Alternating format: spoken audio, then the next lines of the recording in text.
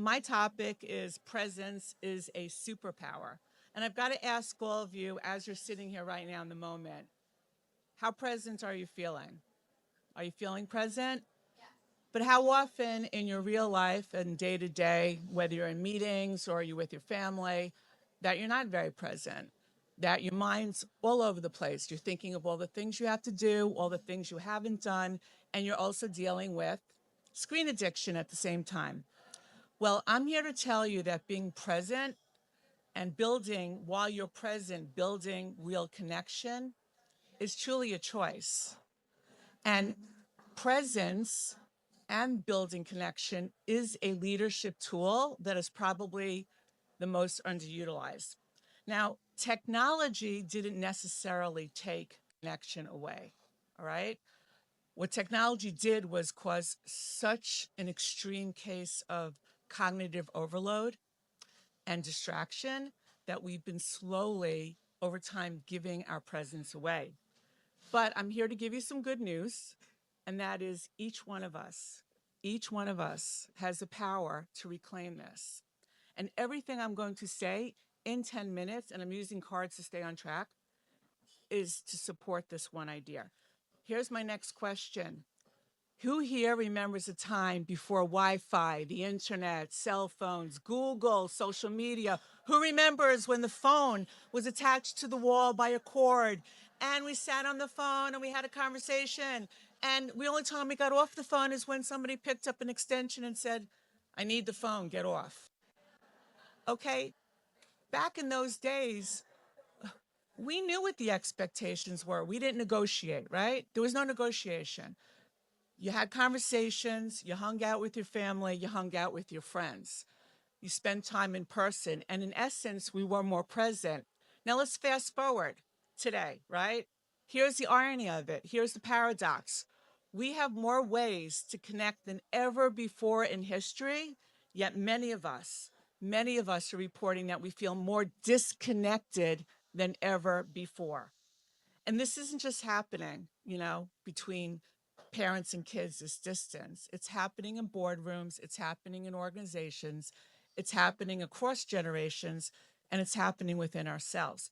So I'm going to take you on a little journey back to March of 2020. We all know that was the start of it all when the world shut down. And I could tell you, when that happened, I lost my clients, I lost my income, I lost my self-esteem, and I had to sit, and like everybody else, I had a time to sit and think. And it was difficult for me because I really couldn't outrun myself. I was traveling 2 weeks a month for work, and I couldn't do that. And I knew I wasn't happy, and I knew I wasn't okay. What I didn't know at the time was that I hadn't been present in my life for so long, not with myself, not with my sons, not with my spouse, not in any relationship, that's a lot of the angst I was feeling. So with the free time, I, like many of you did, what do? We got into programs. Yeah, we got into coursework. We hired coaches. We got into this networking and virtual networking, and we started using technology even more. And one of the things that was really helpful for me also was I began reading. I was reading amazing things written by incredible thought leaders across time. And I was learning these concepts like about gratitude and appreciation and resilience and mindfulness and positive and emotional intelligence and accountability and leadership. And you know what I thought? I was like, why don't they teach us any of this stuff in school? Why? I know in my day, and many of you may agree, we didn't even have the resources to even think about these things. And I knew that my sons growing up, it was never a part of their curriculum in school at all, these concepts. And that was an aha moment for me because I said, I want to share this incredible wisdom with my sons because I want it to be different for them. And that was really the start of me starting to realize that if I want to strengthen a relationship or change a relationship or have a deeper relationship, that I needed to change the conversation. It was up to me. It was up to me to take the step and do it. And I realized that my sons didn't want to have conversations with me. I mean, could you imagine who wants to have a conversation now? Like nobody seems to even have the time for it. But I did understand that I needed to reach them where they are, not where I wanted them to be. And this is really important because I think it's important in every relationship we have. It's up to you to take the step and reach somebody where they are, not where you want them to be. And I also realized that, hey, the truth of the matter is we're all screen addicted, and we're looking at our screens all the time, and that's where we see our messages. That's where we look at messages, because the one-to-one conversation back in the day is now a text message. Hanging out with friends and family back in the day is a group text, a friend chat, a family chat. So I decided right then and there, if I want to share with my sons and I want to do this with them, then I need to change my messaging style, which I'd had for several years of sending them reminders, reprimands, passive aggressive comments, unsolicited advice, agendas, things like that. And I had to really step out of myself and change the way I communicate. So I decided to start a daily, intentional communication, a message of sharing something with them, and to send it via text. And I didn't do this because I wanted something from them. I didn't do it because I expected a reply or response. And I didn't expect to hear, "You're the best mommy in the world." No, I simply did it because I wanted them to know they matter. I wanted them to know how worthy they are and how they are loved. So here I'm going to give you 3 things to think about while we're here today. 1, presence is a decision before it can become a habit. So presence isn't about having more time or finding more time in your day. It's about deciding where your attention is going. Because let's face it, like we said, we're all overly distracted. And whether you're raising kids or you're leading a company or you're mentoring or whatever it is you're doing, the people around you know when they're being managed, and they know when they're being seen. And being managed and being seen are 2 very, very different actions with very, very different consequences and behaviors. Number 2, change the conversation before you try to change anyone. I never set out to change my sons. I knew I had to change the way, though, that I was showing up. And like I was saying before, I think this is true in every relationship that we have. And it's also very true in leadership. You're the leader, it's you show up.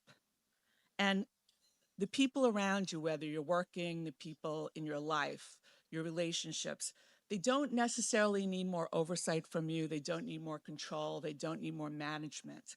What they do need is more meaningful conversation, because when people feel seen, they open up, they engage, they trust. When you bring somebody into the conversation, when you bring them into the process, they flourish.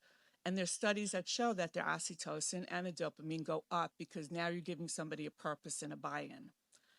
And number 3, small, consistent, daily communication and messages have huge ripple effects. So another amazing thing that happened between my sons and I with this messaging practice is they started to see me as a human being, not just as their mom. And they actually became more reflective and introspective, with these kind of messages that I was sending. And in 2025, when I received a breast cancer diagnosis and I had to share this with my sons, and it was the hardest thing I ever had to do. And yes, it was a conversation. I did not message this to them at all, but something really beautiful happened. My sons started sending me messages of love, of strength, of resilience, of faith. They started, giving me encouragement. They were supporting me and they were checking in with me. And I realized over time that this practice had actually become the language of our family. And it can become a language in your workplace or anywhere that you are. And I'm not saying that my sons wouldn't have been incredible, during this time if I hadn't been messaging them for years. But I do believe that what happened was we built this extra layer, this foundation of trust, of support, of respect. And that made all the difference. But the real big aha for me at the time, and I never even realized it, was that God did not have me start this messaging practice only to deepen the connection to my sons. I realized that I was deepening the connection to myself. I was talking to myself because I had been disconnected for so long. And the messages changed me. Every message I sent them, I was really talking to myself. And the change over time made me more empathetic, which affected every relationship that I have. So you all have your phones in front of you. I see everybody's got their phones out, let's face it, right? So take 1 minute, okay? And I want you just to think about one person. You don't have to think about 10 people, think about one person. Whether it's your child, it's your spouse, it's your partner, it's your colleague, it's your teammate, it's your friends, whoever you think needs encouragement today. And don't overthink it. Just inhale and write a message. And you could send them something like, I was thinking about you today. I appreciate you. I'm proud of you. I'm blessed to know you. Thank you for being part of my life. You are worthy. You're amazing. Whatever you want to send. And just exhale and hit that button. And I promise you, when you do this, and hopefully you're doing it right now, but we're pressed for time a little bit, but you will see when you hit send, your energy goes right up. And I promise you, the recipient of that message, their energy will go right up when they receive it.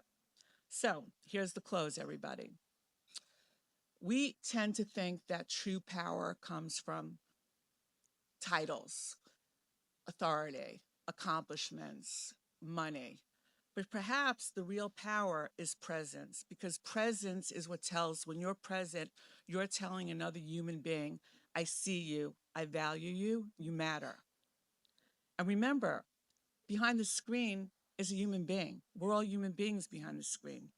So technology isn't necessarily an enemy, it's just a tool. So here's my last question. How are you going to show up? What messages are you going to send? What's going to be your communication? Are you going to choose to be present? These are the questions, because one message can definitely change somebody's day. A beautiful, positive message can do that. But repeated messages can literally change a life. It can change you. It can change relationships. And this ripples across families, business, organizations, and it ripples across communities and right across generations. Thank you.